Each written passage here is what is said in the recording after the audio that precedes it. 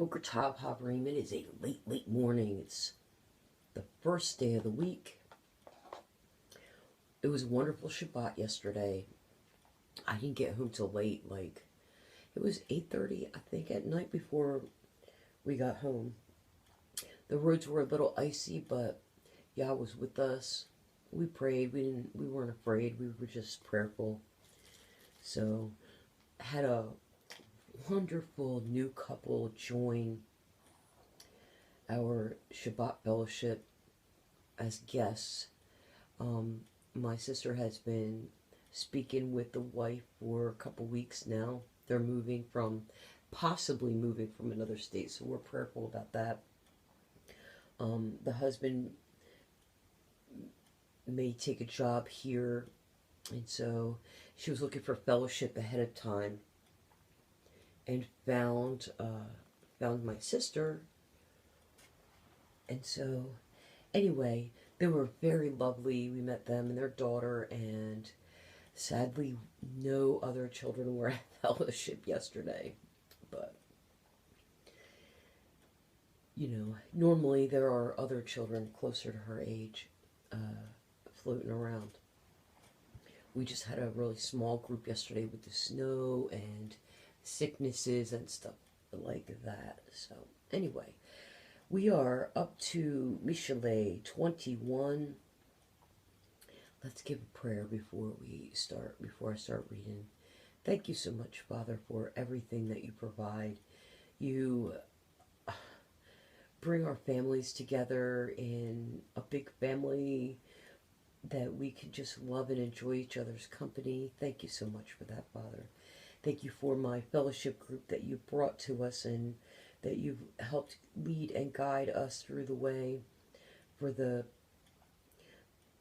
outreach group that we're going to be doing this afternoon, ministering to our widows, and just your whole idea of religion, Father, to care for the orphans and the widows.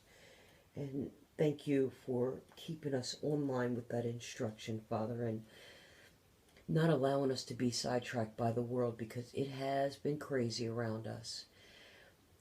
Thank you for the word and this phone and the ability to bring this outside of my little room here, Father, in case anyone does happen to need it. I know that you'll hit them to it in their time of need. Please bless the reading of this word. Allow my lips to work properly and my mouth to be in your service, Yahweh. In the name of your mighty Son, who loved us so much that he laid down his life for us, that allowed us to be able to follow you, Father. Thank you for that covering. In the name of your Son, Yeshua HaMashiach. Amen. So, Mishle 21, the sovereign's heart is as channels of water in the hand of Yahuwah. He turns it wherever he wishes. All a man's ways are right in his own eyes, but Yahuwah weighs the heart. To do righteousness and right ruling is more acceptable to Yahuwah than a slaughtering. A haughty look, a proud heart, the lamp of the wrong are sin. The plans of the hard worker lead only to plenty, but all rash haste only to poverty. Gaining treasures by a lying tongue is a fleeting vapor heading for death. The spoil of the wrong catches them because they refuse to do right rolling. The way of a guilty man is perverse, but as for the innocent, his work is right. Okay, so, and what is perverse? To pervert something is just to change it. If I had, say, was a teacher in a classroom and I made rules for the classroom to follow so that everyone could learn and be happy and successful in that classroom, and other students tried to change those rules to mean something that they weren't, they would be perverting them, and they would be perverse in their actions, right? So the ways of a guilty man is perverse, but as for the innocent, his work is right. All right, so let's pick it up at 9. Verse 9, it is better to dwell in a corner of a roof than in a house shared with a contentious woman. I'm just going to go to 10. The desire of the wrong is set upon evil. His neighbor finds no favor in his eyes. When the scoffer is punished, the simple is made wise. But when the wise is instructed, he receives knowledge. The righteous one understands the house of the wrong. He overthrows the wrong for their evil. Whoever shuts his ears to the cry of the poor, let him also cry and not be heard. A gift in secret subdues displeasure, and a bribe in the bosom strong wrath. To do right ruling is joy to the righteous, but ruin to the workers of wickedness. A man who strays from the way of understanding rests in the assembly of the dead. The way of understanding is Torah. So if you're strayed from Torah, that will lead to death. 17. He who loves pleasure is a poor man. He who loves wine and oil does not become rich. Let me just say, without mentioning any names, I dated someone with a wine habit that cost me hundreds of dollars a month because this person was not working. It was just me working. Cost me hundreds of dollars a month. And yeah, he who loves wine and oil does not become rich. I don't care for wine, frankly. It makes me whiny, but I still it turns me off to even buy it. I can't even enjoy having a glass of it because of the memories of that. Anywho, 18. The wrong is a ransom for the righteous and the treacherous for the straight. It is better to dwell in the wilderness than with the contentious and vexed woman. Back to the contentious and vexed woman again. 20. Desirable treasure and oil are the dwelling of the wise, but a foolish man swallows it up. He who pursues righteousness and loving commitment finds life, righteousness, and esteem. Because it is righteousness to do the commandments. So he who pursues the commandments and to do the commandments and loving commitment finds life, righteousness, and esteem. Nice. Nice. A wise one scales the city of the mighty and brings down the trusted stronghold. Because the wise one understands, remember? Whoever guards his mouth and tongue guards his life from distress.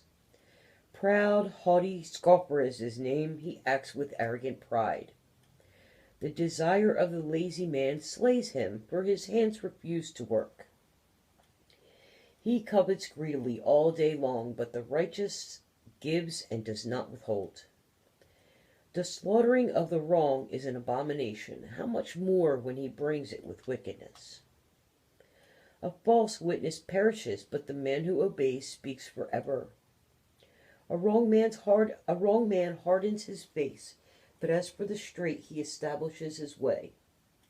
There is no wisdom or understanding or counsel against Yahweh.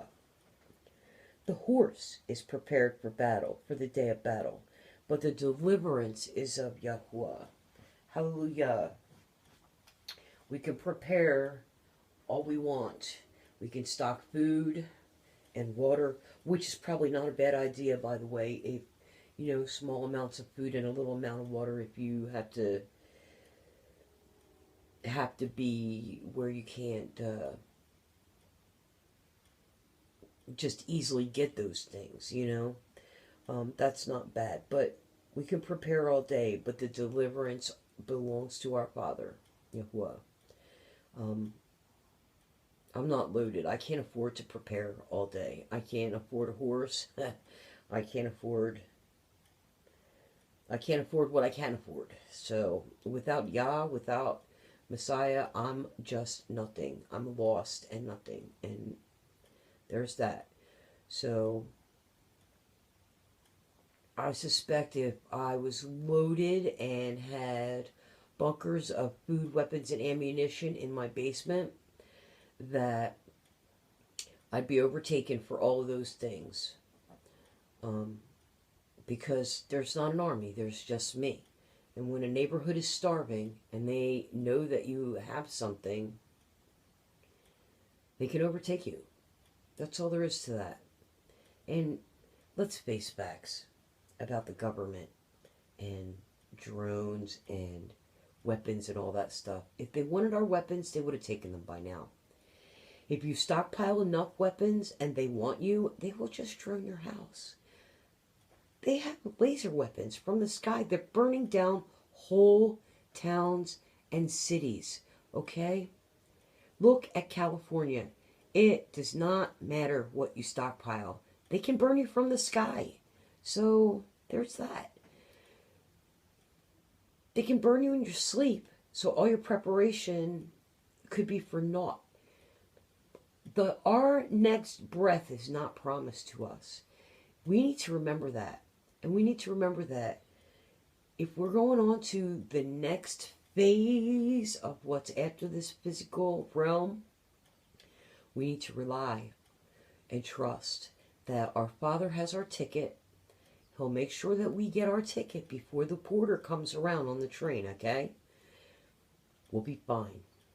This is going to be scary. It's always scary when you're new and you've never done something before. But trust in your Father. He's got this. He's telling us. He's just telling us in these Proverbs, like, don't scoff at other people. Don't be proud. Don't think you've got all this for yourself. Don't be contentious. Don't hang with contentious people. It's better to be by yourself. You know, he's telling us how to be. And then when he comes, he's going to look for people that act the way he's telling us to act. And he's going to rescue them. Don't fret.